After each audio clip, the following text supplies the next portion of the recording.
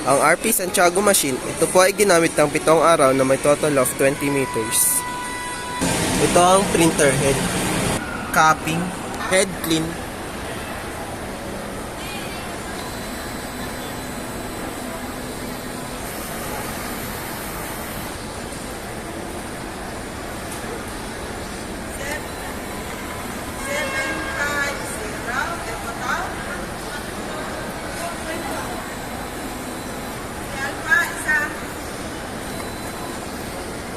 At linis ng wiper after head clean.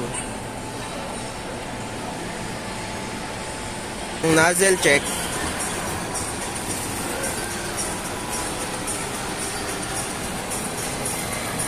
Ang ink system ay tama lang. Ang waste tank ay nalinis nung Sunday. Ito ang AVR. At ito naman ang ground wire.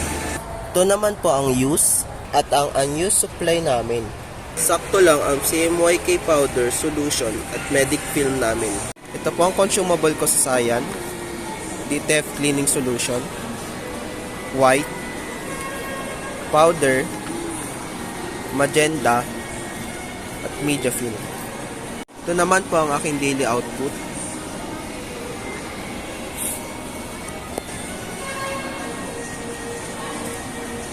At printer daily checklist.